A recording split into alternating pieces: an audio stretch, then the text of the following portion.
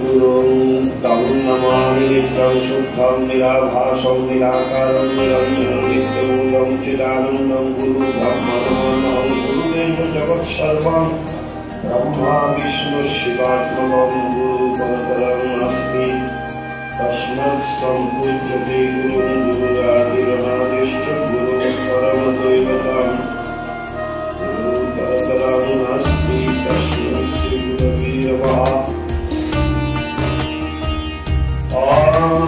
गुरुदेव गुरु कर्म गुरु निष्ठा परम तप गुरु परतरं नास्ति नास्ति तत्तगुरु परं ध्यानमूलं गुरुमूर्ति पूजामूलं गुरुपदं मन्त्रमूलं गुरुवाक्य मोक्षमूलं गुरुकृपा गुरुराधिकां तप्तं गुरुराधिकां तप आत्मज्ञानप्रदानेन तस्मै श्रीगुरवे नमः। ॐ नमो रामचन्द्राय प्रियमधुरभाषिणे स्वयंशान्तवताय तस्मै श्रीगुरवे नमः। ॐ कैवल्यं शाश्वतं शान्तं भक्ति शक्तिपरात्मिका पूर्णाय सत्तरूपाय नमो नमः। नमस्ते विश्वरूपाय शङ्खचक्रधराय च पद्मनाभाय देवाय ऋषिकपते नमः। श्रीमत्परं ब्रह्म गुरुं भजामि श्रीमत्परं ब्रह्म गुरुं वदामि श्रीमत्परं ब्रह्म गुरुं शरामि श्रीमत्परं ब्रह्म गुरुं नमामि। जय राधेश्याम जय राम जय राम जय राम।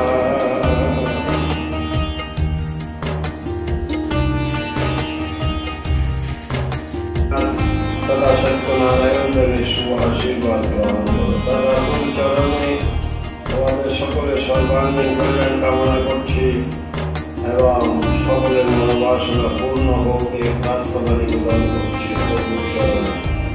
এছাড়াও আমি যে বুদ্ধি থেকে এই বিশ্বে যত সনাতন জাতি রয়েছে তাদের সকলের সর্বাঙ্গীন কল্যাণ চিরকাল কামনা করেছি প্রভুর চরণে। বাংলাদেশ ভারত বা পৃথিবীর যে কোনো স্থানে আমি থাকি না কেন ঠাকুরের মহিমা কীর্তনে আমি প্রতিদিন সকাল ৫টা কি ৬টার মধ্যে পূজায় বসি। তার উদ্দেশ্য হলো এই বিশ্বের যত সনাতন জাতি আছে তাদের সর্বাঙ্গীন কল্যাণ কামনা করা। আজকে যে প্রার্থনা করা হয়েছে সমগ্র মানব জাতির জন্য সনাতন জাতির জন্য। শ্রী বিষ্ণুরম তৎসর্বমধ্য মাঘে মাসি মকর রাশিতে ভাস করে শুক্লে পক্ষে ষষ্ঠাঙ্কিত যথা সম্ভব পুত্র নামনাং বিশ্বব্যাপী সনাতন ধর্মাবলম্বন ব্রাহ্মণাদি চতুর্বর্ণনা সর্বরোগোপশমন পূর্বক সুখ শান্তিময় জীবন যাপনানন্তর ধর্ম অর্থকাম মোক্ষলাভ পূর্বক বিশ্বব্যাপী সনাতন ধর্ম শ্রেষ্ঠত্ব লাভ পূর্বক বিশ্বব্যাপী সনাতন ধর্ম সুপ্রতিষ্ঠা লাভ পূর্বক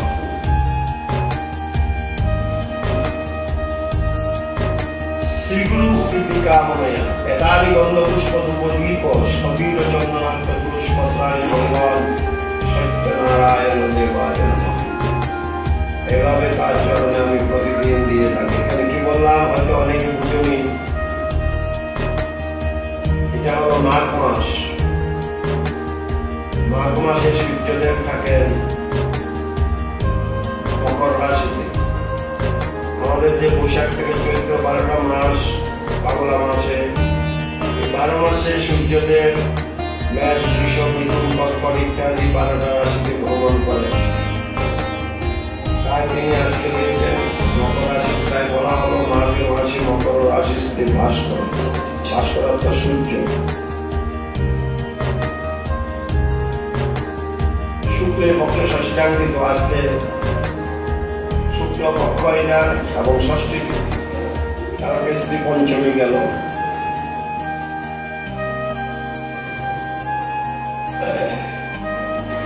তাই বলা হলো শুক্লের পক্ষে ষষ্ঠাঙ্কিত। যে কোনো সংকল্পে এইগুলি বলতে হয়। মিনিমাম আরো আরো বিশেষ বিশেষণ যোগ করা হয়।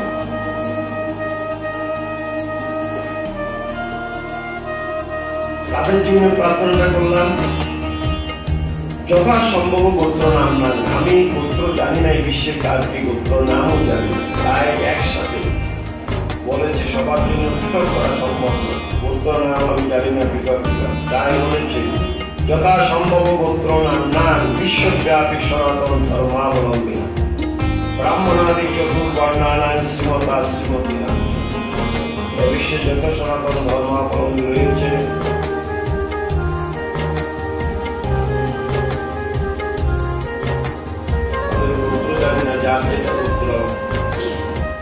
ব্রাহ্মণ, ক্ষত্রিয়, বৈশ্য, শূদ্র। গীতাতে ভগবান 4টি বর্ণের কথা উল্লেখ করেছেন তার শ্রীমুখে। চাতুর্বর্ণং ময়া সৃষ্টং গুণঃ কর্ম বিভাগশ। 4টি বর্ণ আমি সৃষ্টি করেছি এই বিশ্বে। সনাতন জাতিকে 4টি ভাগে বিভাজন করেছি, গুণ এবং কর্ম অনুসারে।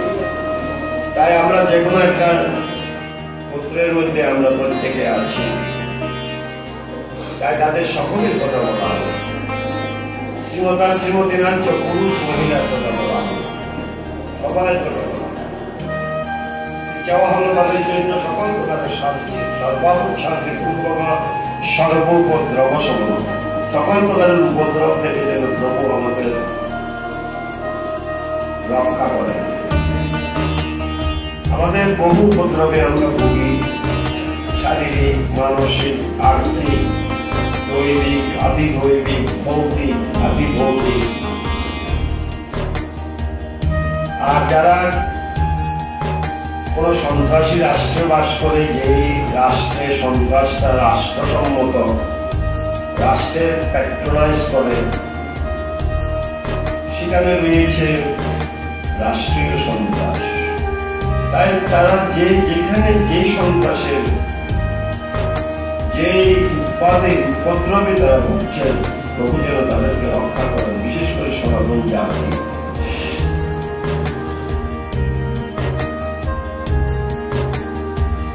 রোগ, শোক, দুঃখ, গ্লানি যার যেটা রয়েছে, প্রভু যেন আমাদেরকে মুক্ত করেন তার থেকে। সুখ শান্তিময় জীবন যেন আমরা লাভ করতে পারি। কারণ যেখানে রোগ শোক থাকে সেখানে সুখ শান্তিময় জীবন চিন্তা করা যায়। পৃথিবীতে যদি কোনো দুঃখ থাকে তাহলে তার নাম হলো রোগ। এটা যে ভুগেছেন সেই বলতে পারেন, সে কর্ণশূল হোক, দন্তশূল হোক, পিত্তশূল হোক, শিরশূল হোক, যাই হোক, যত ক্ষুদ্রাতি ক্ষুদ্র হোক, এই যে মানুষের জীবনকে কত বিষময় করে তোলে। রোগ শোক দুঃখ ছাড়িয়ে হও ব্রহ্মচর্যমুখী, রোগী ভোগী রাজা থেকে নিরোগী ভিখারি সুখী। এই কথা বলেছেন মানুষেরা। রোগী ভোগী সে রাজা হলো, তার থেকে সুখী হলো যে ফুটপাতে ডাল ভাত খেয়ে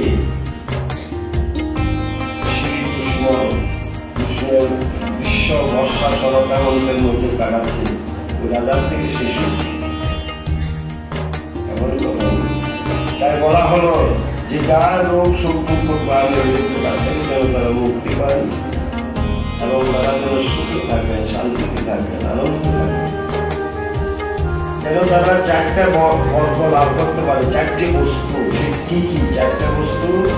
ধর্ম, অর্থ, কাম ও মোক্ষ। এটা হচ্ছে মানব জাতির চাওয়া ঈশ্বরের নিকট। আমরা যতগুলি পূজা পার্বণ, শান্তি, স্বস্তির, শ্রাদ্ধ, যত কিছু করি, গীতা পাঠ, চণ্ডী পাঠ, হরিনাম, যতই কাজ করি না কেন, সকাল থেকে রাত পর্যন্ত, জীবনে প্রথম থেকে শেষ পর্যন্ত, তার মূল 4টি উদ্দেশ্য। কেউ ঈশ্বরের নিকট ধর্ম চায়, প্রভু আমাকে তোমার চরণ স্মরণ যেন আমি চিরকাল করতে পারি, ওই দুটি চরণ থেকে যেন মুহূর্তের জন্য আমি নিজেকে বিচ্যুত না করি, আমি যেন ধর্ম হতে থাকতে পারি, প্রত্যেকটি কাজ যেন আমার ঈশ্বরমুখী হয়, ধর্মকে যেন ধর্মের রূপান্তরিত করতে পারি, এই কাজ প্রার্থনা জানার জন্য। কেউ চায় অর্থ, প্রভু তো অর্থ চায়, ঈশ্বর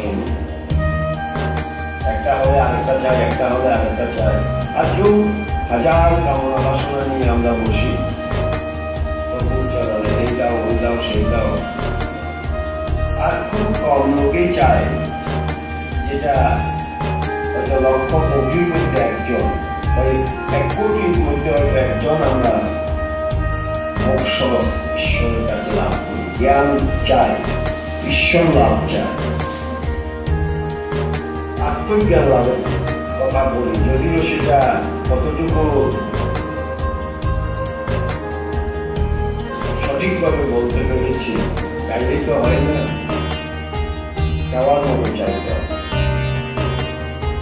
আমরা তো সবাই অনেক কিছু চাইতে পারি, তাই প্রভু কাছে এই 4টা জিনিস চাওয়া হলো, যার যেটা মনোবাসনা প্রভু যেন পূরণ করেন, এই বিশ্বে যেন সনাতন ধর্ম শ্রেষ্ঠত্ব লাভ করে, বিশ্বে যেন সনাতন ধর্ম সুপ্রতিষ্ঠিত হয়। কারণ সনাতন ধর্ম যদি সুপ্রতিষ্ঠা লাভ করে, সনাতন ধর্ম যদি শ্রেষ্ঠত্ব লাভ করে, শুধু আমার বিশ্বাস নয়, পৃথিবীর সব মনীষীরা এই কথা বলেছেন যে তাদের লেখনীতে, তাদের জীবন দর্শনে, জীবন শৈলীতে আমরা দেখেছি সনাতন ধর্ম যত সুপ্রতিষ্ঠিত হবে, শ্রেষ্ঠত্ব লাভ করবে পৃথিবীতে, এই পৃথিবীর মানুষ ততই আনন্দে বাসবে, শান্তিতে বাসবে। কারণ সনাতন ধর্ম এমন এক মহান ধর্ম, যে ধর্ম পৃথিবীর কোনো প্রাণী ক্ষতি কামনা করে না, অকল্যাণ চিন্তা করতে পারে না, কোন ধর্ম গ্রন্থে থাকে সেটা প্রশ্রয় নেই না। ইতিহাস মুসলিমে কেউ করে থাকে সেটা তার দায়ী, ধর্ম এলাও করে না। কিন্তু এমন ধর্ম গ্রন্থ রয়েছে সন্ত্রাসকে লালন করে, প্রশ্রয় নেই। তাদের ধর্মগ্রন্থে এটার প্রমাণ রয়েছে, যেটা পড়েছি আমরা। তাই বলছি বাবারা, পৃথিবীর আর কোনো জাতি, কোনো সম্প্রদায় পৃথিবীর সকল প্রাণীর কল্যাণ কামনা করতে পারেন না, একমাত্র সনাতন ধর্ম পৃথিবীর সকলের কল্যাণ কামনা করে। ক্ষুদ্রাতি ক্ষুদ্র একটি প্রাণী, আমাদের একটা পিপীলিকা গাছ, যাদের প্রাণ রয়েছে, প্রত্যেকের কল্যাণ কামনা নাম সনাতন ধর্ম। তাই সনাতন ধর্ম শ্রেষ্ঠ ধর্ম। তাই বলা হলো সনাতন ধর্ম যেন শ্রেষ্ঠত্ব লাভ করে, সনাতন ধর্ম যেন সুপ্রতিষ্ঠিত হয়। সর্বোপরি হে প্রভু, তোমার বিভাজন সদা সর্বদা আমাদের সকলের উপর বর্ষিত হয়, এই বিশ্বে যেন সনাতন জাতি আছে। এ লক্ষ্যে আমি তোমার চরণে তুলসী চন্দন দিয়ে দুধ দিতে গেলে তুমি গ্রহণ করো। আমার উপাচারের থেকে বেশি নয়, প্রভুর চরণ। আমি খুব সংক্ষেপে এই উপাচারগুলি দিয়ে তার চরণে নিবেদন করি, তাও পূর্ণতা লাগে। আর যদি ষোড়শ উপাচার করতে যায়, সেটা তো অত্যধিক চলে। তাই বলছি বাবারা, মায়েরা, আমার এই প্রার্থনা সবার জন্য প্রতি মুহূর্তে, সে যেখানে থাকে না কেন, তোমরা যে যেখানে আছো, তাদের জন্য আমি প্রার্থনা আমার প্রভুর চরণে আমি প্রতিনিধিত্ব করে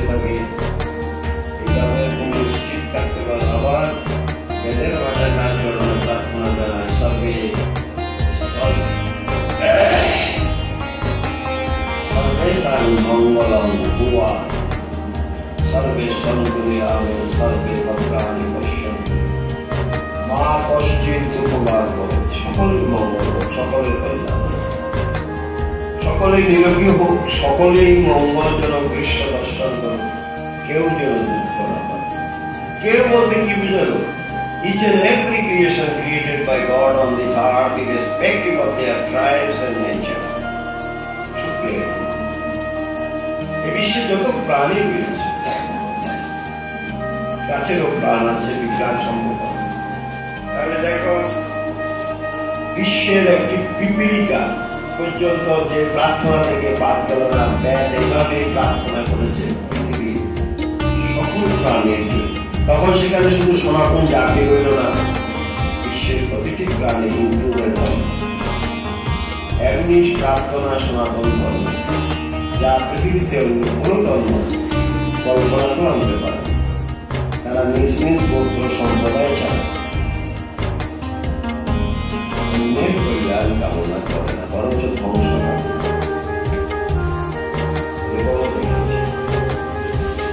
বাবারা বলছিলাম এরপর কিন্তু আমি একটা প্রার্থনা প্রভুর চরণে জানাই প্রতিনিয়ত আমার নিজ ভাষা সেটা কি এটা হচ্ছে আমার শাস্ত্রীয় বেদের বেদোক্ত আর আমার এটা হচ্ছে আমার ব্যক্তিগত সেটা কি বলছে তার চরণে কি চাওয়া হয় হে প্রভু অসুর অত্যাচারী দখলদার লুটেরা জুলুমবাজ এবং তৎ সহযোগীদের তিনি ধ্বংস করেন সে যে বর্ণের হোক সে যে গোত্রের হোক সে যে ধর্মের হোক তাদের তিনি ধ্বংস তাদের হাত থেকে সনাতন সম্পদ মান ইজ্জত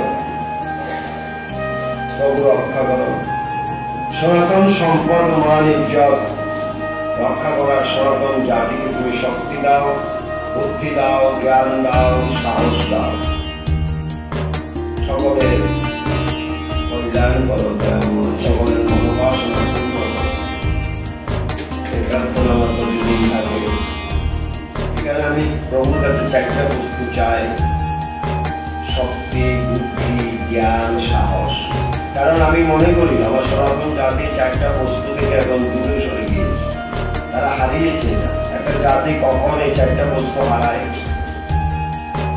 যখন ওই জাতি একতা হারিয়ে ফেলে যখন একটি জাতি বিচ্ছিন্ন হয় নিজেদের মধ্যে একতার অভাব থাকে সংঘবদ্ধ হয়ে চলতে জানে না নিজেদের মধ্যে কোলাহলে কুণ্ডলে হানাহানিতে স্বার্থের এমনকি একটি পরিবারেও আমি তা দেখেছি বহু